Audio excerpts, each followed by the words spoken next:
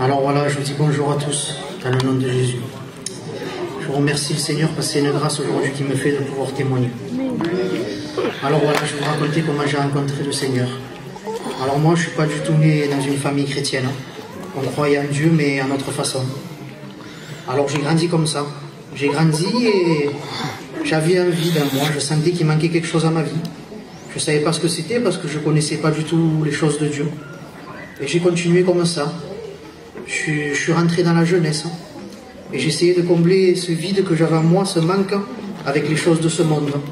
Avec le respect que je donne aux anciens et le respect que je donne à ma famille, j'ai commencé à fumer, à boire. J'ai même fumé de la drogue pendant une grosse partie de ma jeunesse. Je croyais que ça allait me rendre heureux, mais pas du tout. Je ne trouvais pas le bonheur. Parce que les choses de ce monde nous font croire qu'on est heureux, mais c'est pas vrai, ça dure une heure, une soirée, pas plus. Le lendemain, on se retrouve dans notre malheur. Et voilà, j'ai continué ma vie comme ça. Je me dis, ça ira mieux quand j'aurai le permis, je me régalerai. C'est pas vrai, on reste dans notre état. Je me dis, ça ira mieux quand je me marierai, je me régalerai. Mais c'est pas vrai, on reste dans notre état.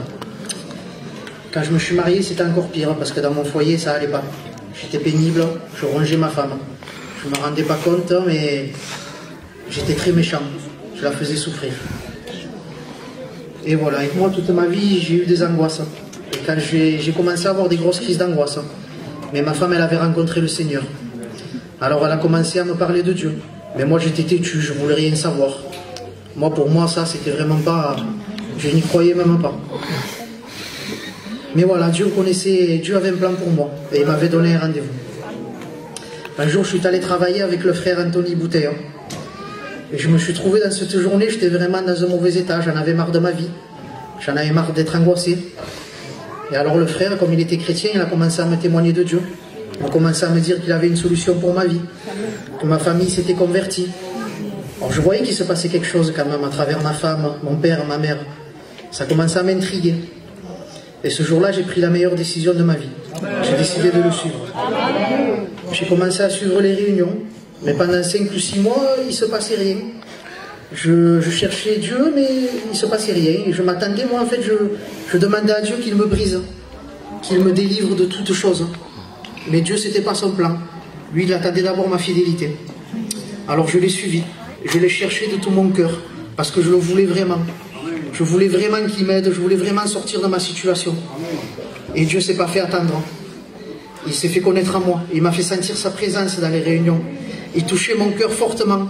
Il est en train de me briser petit à petit. Il m'a délivré de toutes choses. De la cigarette, de l'alcool, de toutes mauvaises choses. Il m'a donné même au-delà de ce que moi j'imaginais. Il a rempli ma vie d'amour. Il a rempli ma vie de joie, de bonheur. J'ai connu une joie, un bonheur que jamais de ma vie j'ai ressenti. Dieu m'a rempli complètement. Il a mis le bonheur dans mon foyer. Il a mis la joie. Il a mis l'amour. Il a changé ma vie entièrement. Et je le remercie de tout mon cœur.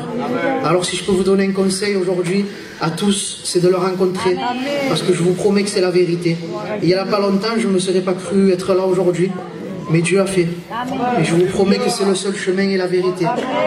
Alors soyez fidèles, donnez-lui votre cœur et ne vous inquiétez pas, il ne se fera pas attendre. Je vous remercie.